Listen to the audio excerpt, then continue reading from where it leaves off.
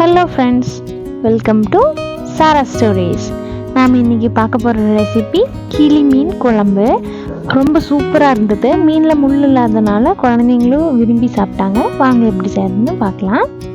இது தாங்க நாங்கள் வாங்கியிருந்த மீன். இது ரொம்ப பெருசாக இருக்கிறதுனால பாதி குழம்பு வச்சுட்டு பாதியை இன்னொரு டிஷ் செஞ்சுட்டேன். அதோட வீடியோவும் அடுத்ததாக போடுறேன். வாங்க குழம்பு வைக்க ஆரம்பிச்சிடலாம்.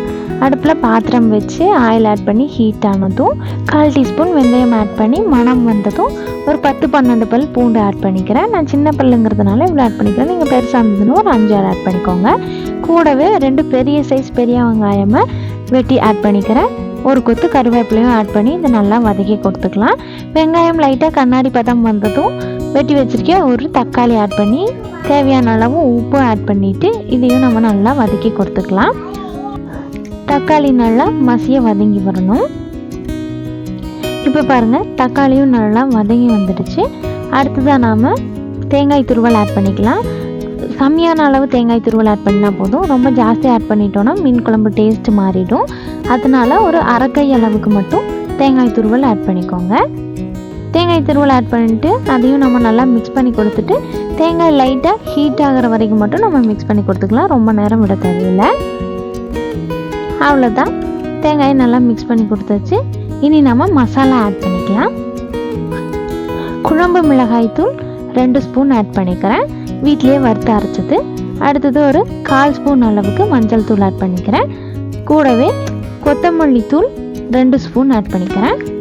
உங்ககிட்ட கொத்தமல்லி தூள் இல்லைன்னா நீங்கள் வெந்தயம் போட்டதுக்கு அப்புறமா 1 ஸ்பூன் அளவுக்கு கொத்தமல்லி ஆட் பண்ணிவிட்டு அடுத்தடுத்த பொருள் ஆட் பண்ணிக்கோங்க. இப்போ இந்த மசாலாஸையும் நம்ம நல்லா ஒரு தடவை மிக்ஸ் பண்ணி கொடுத்துக்கலாம். இப்படி மிக்ஸ் பண்ணும்போது லைட்டாக ஹீட் ஆகிறதுனால மசாலாவோட பச்சை வாசம் எல்லாமே போயிடும். இப்போ இதை நம்ம மிக்ஸ் பண்ணி கொடுத்தாச்சு. ஒரு 2 மினிட்ஸ் மட்டும் சூடாக விட்டுடலாம். இப்போ பாருங்கள், மசாலாவோட கலர் எல்லாமே சூப்பராக இறங்கி வந்திருக்கு. அவ்வளவுதான். இதை நம்ம ஒரு தடவை நல்லா மிக்ஸ் பண்ணி கொடுத்துட்டு ஆற வச்சு அரைச்சி எடுத்துக்கலாம். இது மாதிரி சமைக்கும்போது மீன் குழம்போட கலரும் ரொம்ப சூப்பராக வரும். நீங்களும் கண்டிப்பாக இதே மாதிரி ட்ரை பண்ணி பாருங்கள்.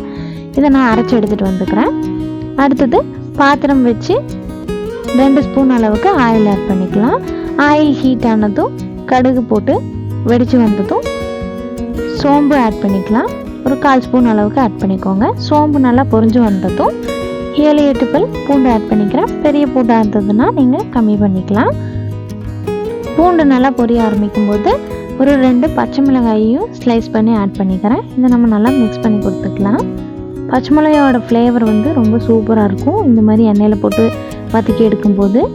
அடுத்தது வெட்டி வச்சுருக்கேன் பெரிய வெங்காயம் 1 ஆட் பண்ணிக்கிறேன். கூடவே ஒரு கொத்து கருவேப்பிலை ஆட் பண்ணிவிட்டு இதை நம்ம நல்லா மிக்ஸ் பண்ணிக்கலாம்.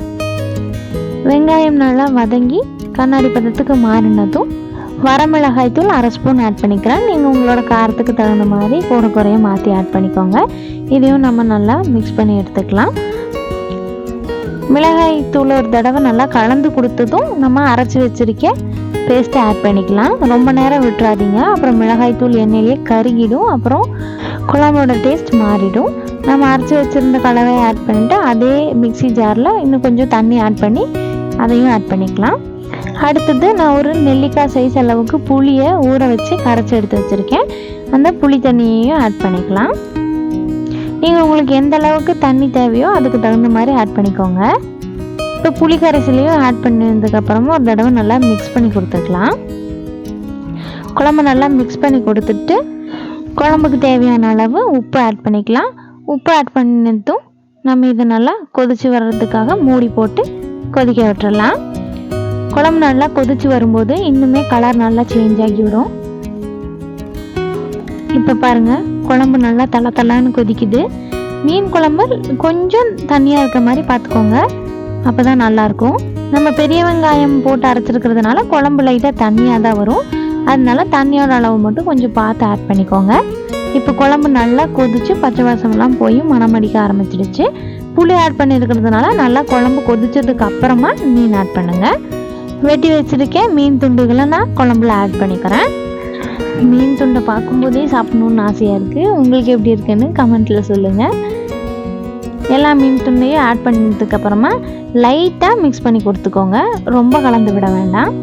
நீங்கள் ஸ்டார்டிங்கில் கூட கொஞ்சம் கரண்டி வச்சு கலந்து விட்டுக்கலாம். நல்லா வெந்ததுக்கு அப்புறமா கலந்திங்கன்னா எல்லாமே பிரிஞ்சு வந்துடும்.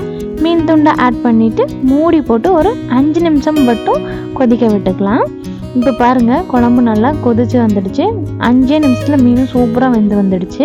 இனி நம்ம ஸ்டவ் ஆஃப் பண்ணி ஆற விட்டுறலாம். நீங்கள் இந்த குழம்பை சர்வ் பண்ணுறதுக்கு ஒரு 2 hours முன்னாடியே செஞ்சு வச்சிட்டிங்கன்னா இன்னும் டேஸ்டியாக இருக்கும். அவ்வளோதான், நம்மளோட மீன் குழம்பு ரொம்ப சூப்பராக ரெடி ஆகிடுச்சு.